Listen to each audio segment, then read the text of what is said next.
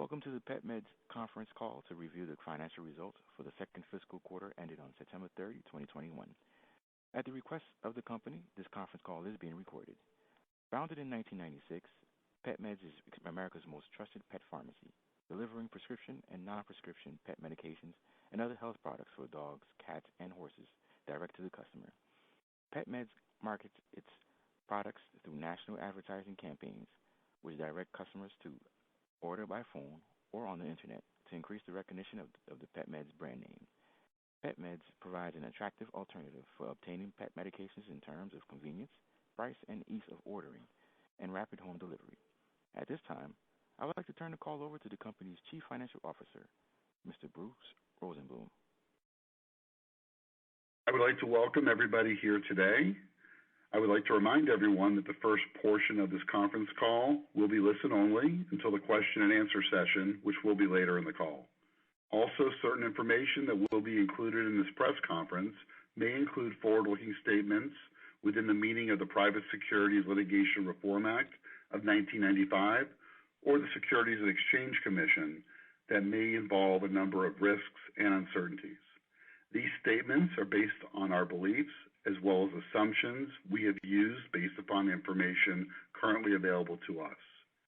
Because these statements reflect our current views concerning future events, these statements involve risks, uncertainties, and assumptions.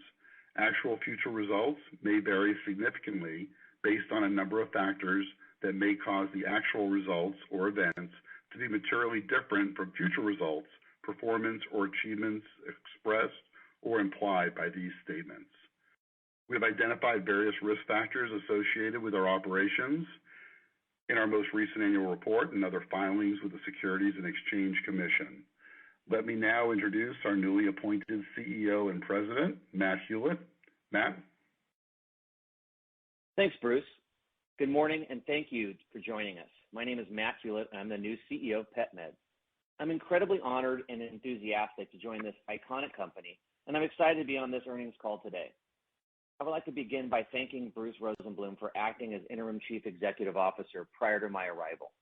Before we update you on our progress on Q2, I would like to first share my personal thoughts and motivations regarding why I'm so optimistic about PetMed and our future. First, I'd like to introduce you to my dog, Harry, who's featured on this slide. He's the latest addition to our family, and he's also a puppy. In fact, Harry is the first dog for my family. Our family had no idea what we were getting ourselves into. It's like having a newborn again, and as many of you fellow pet parents know, puppies can be challenging. We also can't imagine not having Harry in our lives, and we think of him as a member of our family. Personally, it is fulfilling to be involved in an organization where you can spend your time and energy on a business that has such positive social impacts in society while you are focused on generating returns for shareholders. Now that we've established my personal connection to the business, I'd like to spend some time walking through the rationale as to why I believe PetMed is a great long-term investment. Having a large addressable market is important. It enables more optionality for new brands and products to be developed. It provides more opportunity to develop a myriad of go-to-market strategies targeted at different cohorts of customer segments. This also means that there's room for more market participants and for those market participants to coexist and flourish. The pet industry's total addressable market is very large, and it is growing. Currently, it is over $100 billion, and the service addressable pet medication market, where we participated to date, is approximately $10 billion. We are one of the leading pet pharmacies today, and as such, I see a future where we can extend our already sizable customer reach, combined with our widely respected and known brand, into additional segments of the total pet care market as our future vision comes fully into focus. In addition to the benefits of participating in a large market, the market timing is also considerably favorable. Pet ownership has always been high in the United States, but we have seen an increase in pet ownership, especially due to the macro effects of COVID-19. Pet ownership has surged to record heights, and now 7 out of 10 U.S. households own a pet. Those new and existing pet parents will need more pet medications and other related healthcare services for their pet family members. As we have seen in other digital e-commerce verticals, the adoption curve of the digitization of retail is a favorable tailwind. This pull forward of digital-based retail experiences has now given customers a taste of the future and has created new buying habits of purchasing more products and services online. Today, our addressable market is largely dominated by offline sales, and we see the trend to purchase online is clearly very, very favorable to us. Pet parents see their pets as an extension of their own families, and they are increasingly demanding more healthy pet care options for their furry friends. We see this as a positive trend for PetMed and an opportunity. For example, we have increased the number of products that we carry and have started to include specialty dog food and higher-end wellness products, which we believe have contributed to the increase in our average customer order value. Lastly, just like we've seen in the human healthcare market, COVID-19 accelerated the increasing trend for the digitization of healthcare. In fact, in the pet market, for the first time, regulations related to in-person veterinary visits and prescription fulfillment were temporarily waived and moved online in unprecedented ways. We think this opens the door to the acceleration of digital-based telehealth services. As I look at the business, there are several key competitive advantages that we can leverage in the future. First, our brand is widely known and trusted. Having a strong brand takes years to develop, and our customers look to PetMeds as their trusted pharmacy and as their pet medication experts. Second, we have strong operational and quality efficiency as a pharmacy. Our customer care integration with our pharmacy is world-class, which ensures that customers get their products delivered quickly, but also accurately, and our vet partners receive high-quality fulfillment and service delivered through our vet platform. Our deep experience with the vet community is a latent competitive advantage. We currently have one of the largest direct-to-consumer vet networks in the online retail space. PetMeds has a large network of over 70,000 veterinarians that we have worked with over the company's history. Our online vet portal currently has 17,000 veterinarians and vet clinics. This is a core capability and asset because it enables us to expand our fulfillment capability as we scale our business. Our prescription medication authorization rates are the highest they have ever been, which speaks volumes to the level of veterinarian cooperation we receive. Our pet pharmaceutical category expertise is something that I view as a unique strength. Being a differentiated provider allows PetMeds to focus our offering, especially as the market continues to get even more competitive. Again, more to come on where we see our brand and business going in the coming months. PetMeds has long enjoyed close bonds with many of our supplier partners. Those relationships have developed over time to become even more strategic. Today, we have direct relationships with all of our major suppliers, and we partner with them to market their products to our customer base. Our customer service and overall customer centricity ethos permeates our culture and our team. I've personally sat in on hours of phone calls between our customers and our service agents, and I've never experienced such a tightly integrated and empathetic customer-centric organization in my entire career. We don't just have a transactional interaction with our customers, we have built trusted relationships. Before we comment on our earnings performance, I would like to reiterate several compelling reasons to invest and to continue to invest in PetMeds. PetMeds has several core fundamentals that are compelling, including a strong balance sheet. We do not have debt. We have over $100 million in cash, and we are cash flow positive. We have a long history of providing shareholder returns through our dividend and a strong return on equity that has been historically over 30%. We have started to build a recurring subscription base to our customers with a program which we just recently launched in July of this year. Through our new Auto Ship and Save program, where we are building higher lifetime value and recurring relationships with our customers. In September, approximately 20% of our customers signed up and ordered via our Auto Ship and Save subscription program, and that number continues to rise. Our customers responded very positively, and enrollment in Auto Ship and Save has increased steadily throughout the quarter. We expect many of our reorder sales to eventually transition to Auto Ship and Save by the end of our fiscal year, which will only continue to strengthen our relationship with our customers. We also continue to have a large base of returning customers, which is an indication of the quality of service and the value that we deliver to our customers. So to sum up the core company strengths, we have over 25 years of experience as a pure play pet pharmacy, fully licensed in 50 states, delivering fantastic service and value, which is recognized by our customers and continues to be rewarded with their loyalty. Our NPS score is over 80, which puts us in the upper quartile, along with some of the most beloved brands in the world.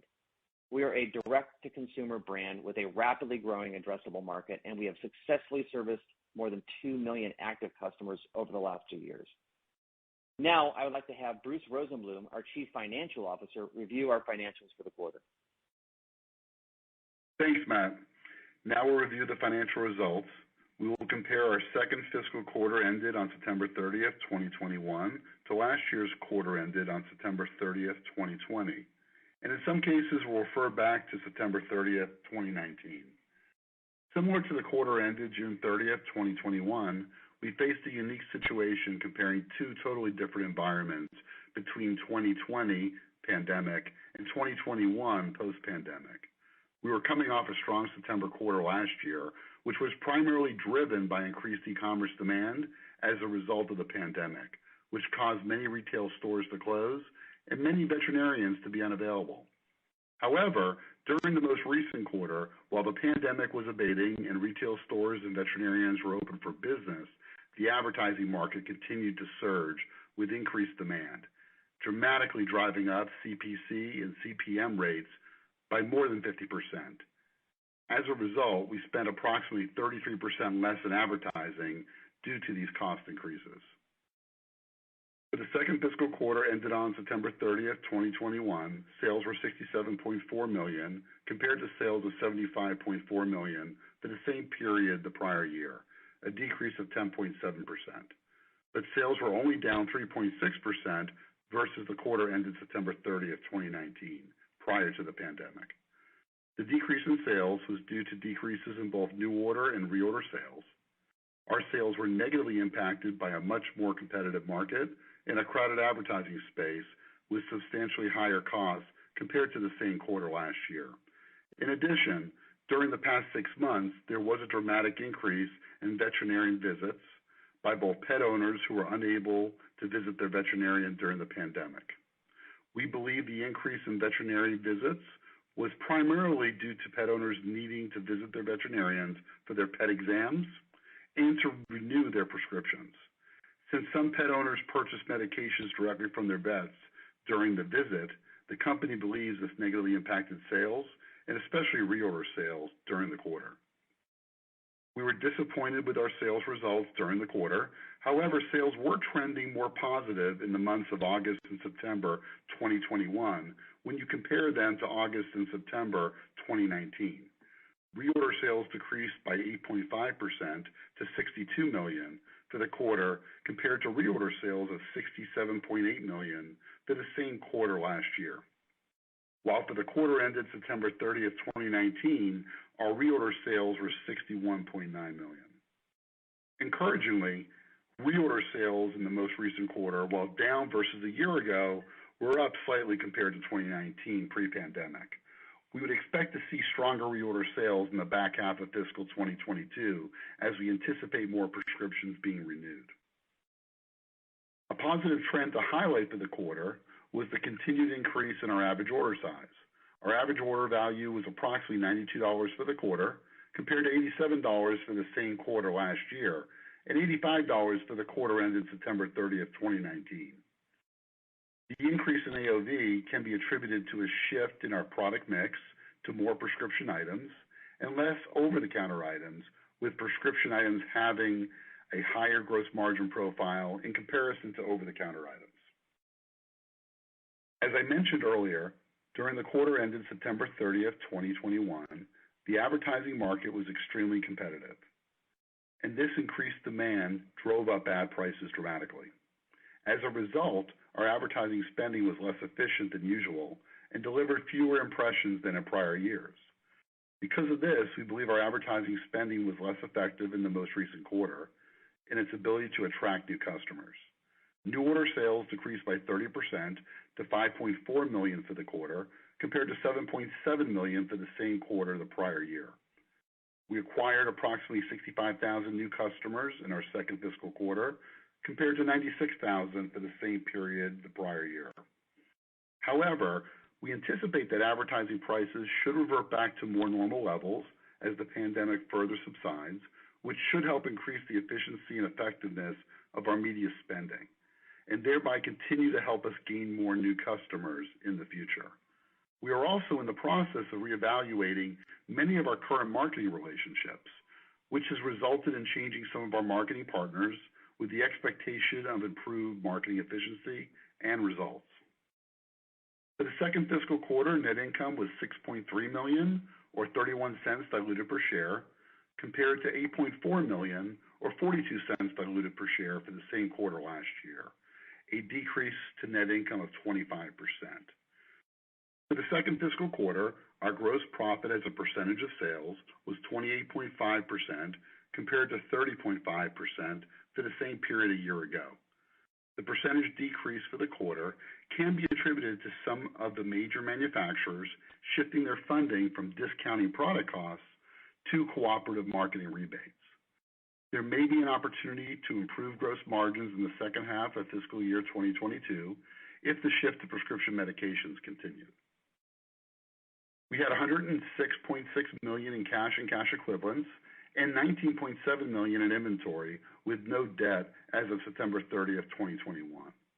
The board of directors also declared a quarterly dividend of 30 cents per share on the company's common stock. The dividend will be payable on November 19th, 2021 to shareholders of record at the close of business on November 8th, 2021. The company continues to be committed to returning capital to our stockholders. However, the declaration and payment of future dividends is discretionary and will be subject to a determination by the board of directors each quarter following its review of the company's financial performance. This ends the financial review. Operator, we are now ready to take questions. And we will be conducting a question and answer session. To ask a question, please press star one on your telephone keypad. A confirmation tone will indicate your line is in the question queue. You will not be able to ask a question if you are listening to the webcast. You must dial directly into the call to ask a question. And also, you may press star two if you'd like to remove your question from the queue as well. One moment, please, while we poll for questions. And our first question is from Anthony Lebiedzinski from Sidoti. Please proceed with your question. Yes, good afternoon, and thank you for taking the questions. So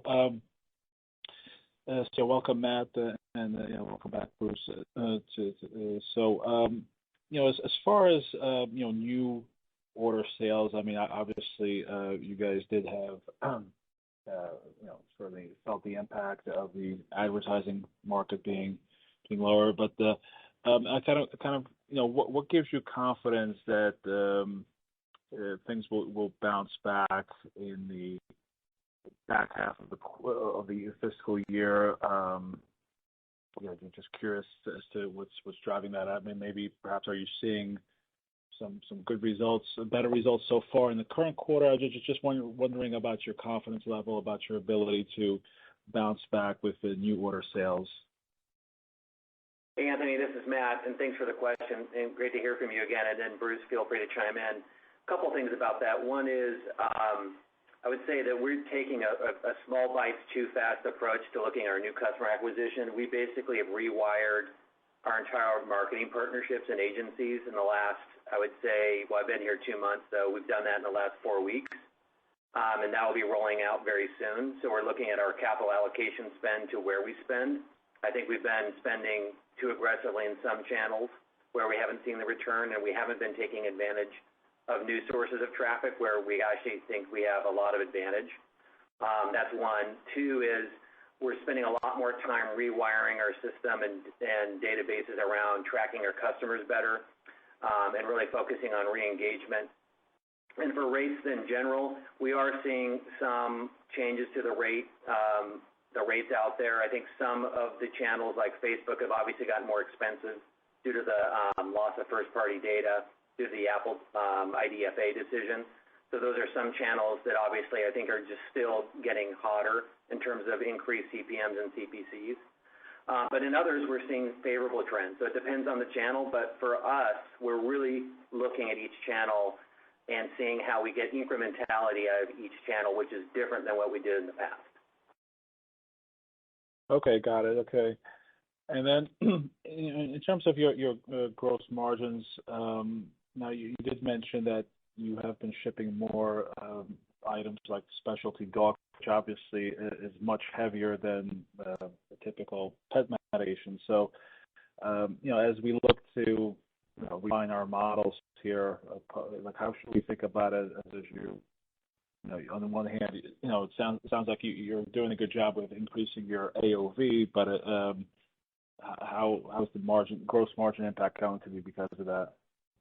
Yeah, Anthony, I'm going to take that question if you don't mind. As far as our margins for the past quarter, we have, as we maybe spoken offline before, but our vendors shifted funding to our co-op marketing in lieu of discounting products, and this negatively impacted our gross margins during the quarter. And it will probably be like that going forward, where instead of getting price discounts off the price of the items or the inventory, these rebates and these promotions are going to be below the line as in the advertising line item.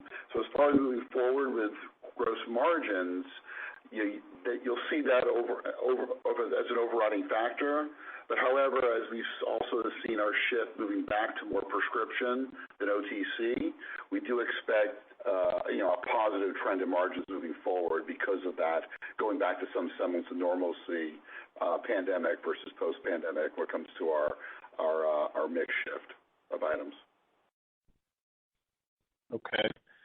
Got it. And then, so in terms of the capital allocation, just curious to get your thoughts, Matt, as far as, looking at pets for years. The company has been a company with a lot of cash and growing the dividend and certainly maintaining a very healthy cash position.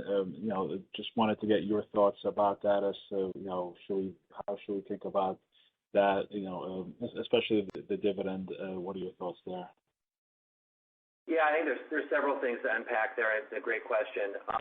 And I've been a long listener of Pet's earnings calls as well, so I'll try to give it a slightly different answer.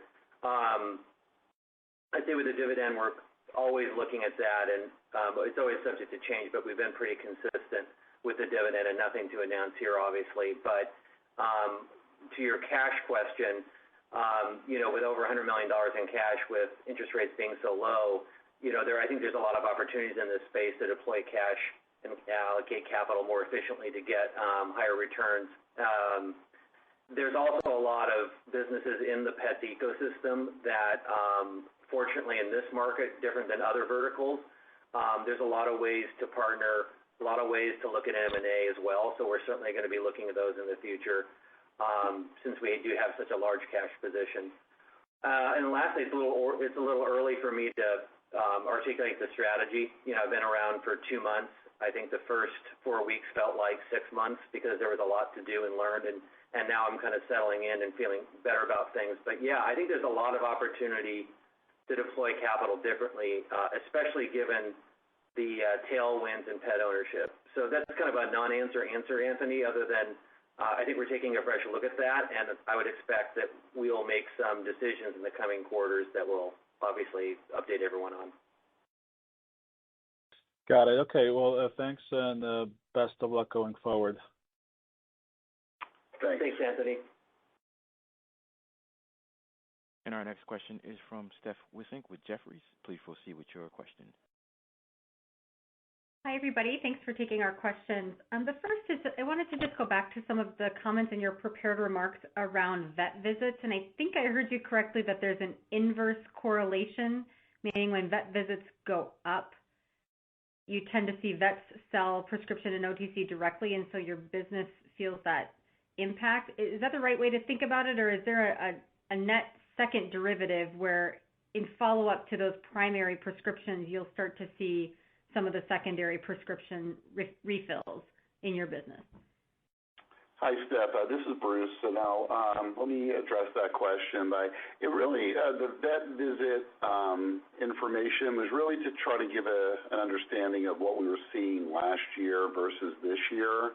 Last year, during the pandemic, virtually all the vet offices were closed, and there really wasn't many alternatives where our pet owners could turn to for medications, and many were trying online pet medications for the first time. And so that was definitely something that we welcomed last year.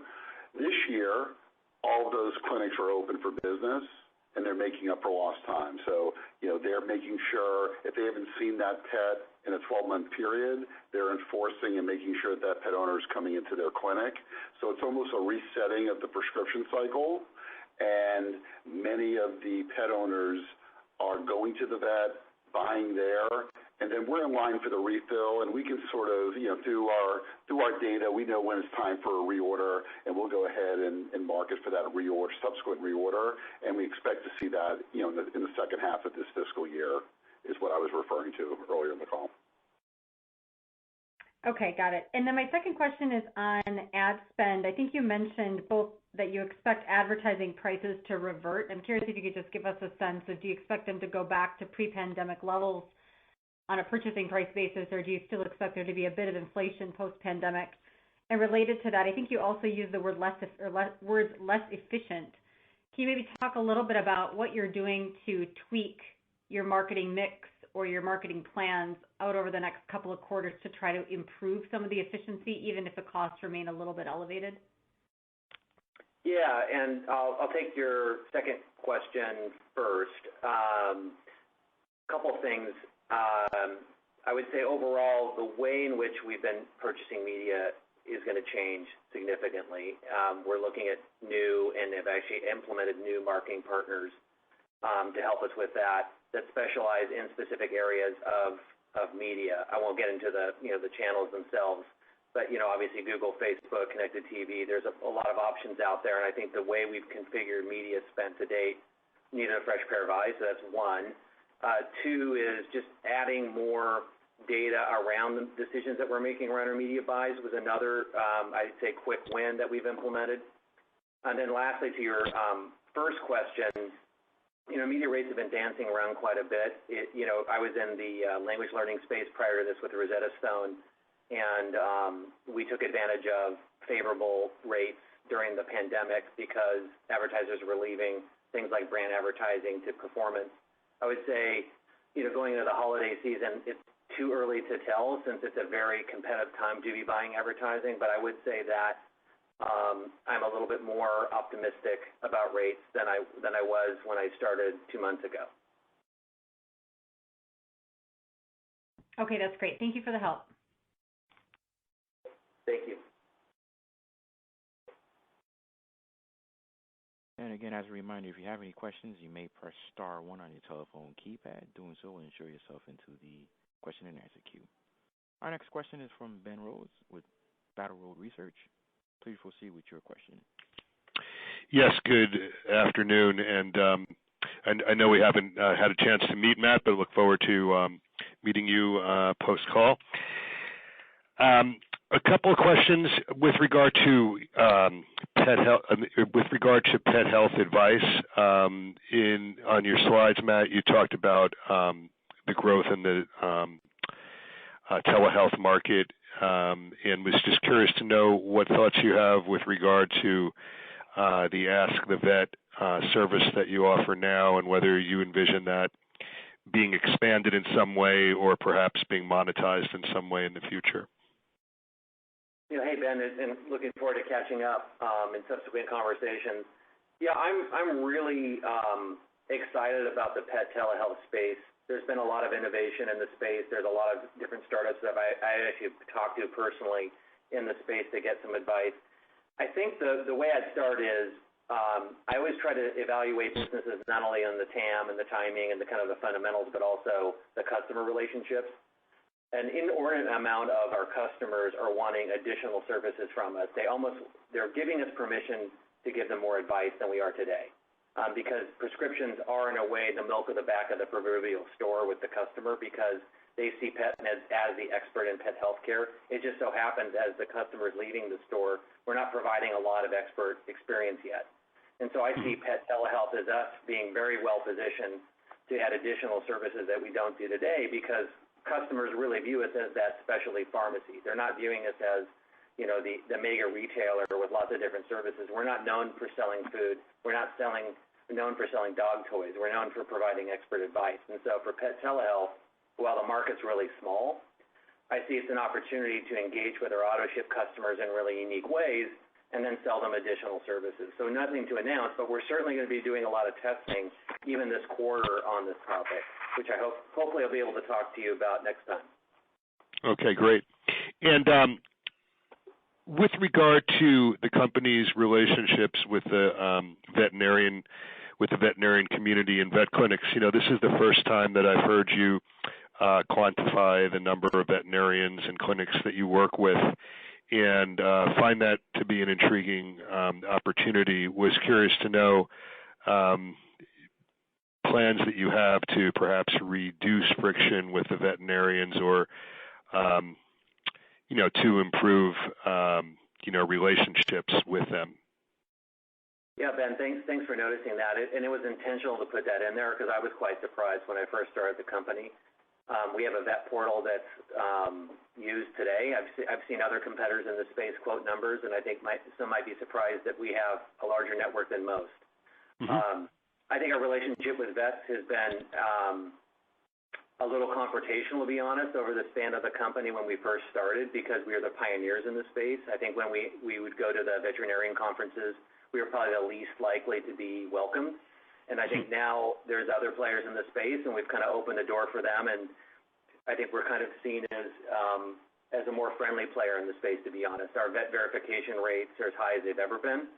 I think there's a lot of things we could do in our vet portal to make the veterinarian's life easy. We're very sympathetic to veterinarians. They are overworked. They have some of the highest suicide rates of any profession. And I think that there's a lot we could do to be a better friend to the vet. And our vet portal, I think, has a great start, but I think there's a lot of opportunity to automate what they do in their clinics. And, we're going to be pro-vet in terms of how we approach the market. Our intent is not to be anti-vet. Okay. Thank you very much. Thanks, Ben. And our questions and answers portion of the call has ended. I would now like to turn the call back to Matt Hewlett, the company's CEO, for his concluding remarks. Thank you. I want to reiterate what Bruce just covered in his financial highlights section. We are disappointed with our sales results for the quarter, but after my 2 months on the job, I'm confident there's much we can do and will do to improve our business growth. To be clear, in a market that's growing, PetMed needs to make the necessary changes to our operating playbook to take advantage of the market trends. In my first weeks here, I've listened in on countless customer service calls, engaged with over 20 pet industry leaders, brief research analysts, and engaged with our own main pharmaceutical partners. I've already seen a lot of core areas that we can and have already begun to improve in this business, and these include the following: using more data and insights to acquire and retain customers, better segmentation of our customer base in order to drive more mass personalization of our offers and services, improved new customer acquisition through a different allocation of variable marketing spend, expanded product and services that are already being demanded by our customers. Since I've only been with PetMed for a short period of time, I'm not ready yet on today's call to provide a comprehensive future strategy or capital allocation plan for the business, and that would be premature. However, I do have a 90-day and 180-day plan that I presented to our board of directors, and I'll be sharing more about our vision and strategy with you during our Q3 earnings call. But I will say this today. We firmly believe that we can take advantage of the large market tailwinds, leverage the main core strengths we highlighted today, and execute on a broader strategic vision for the company. We look forward to briefing you in the coming quarters on our strategy and our progress. Thank you for listening in. Operator, this ends the conference call. Thank you. This ends today's conference call. You may disconnect your lines at this time. Thank you for your participation.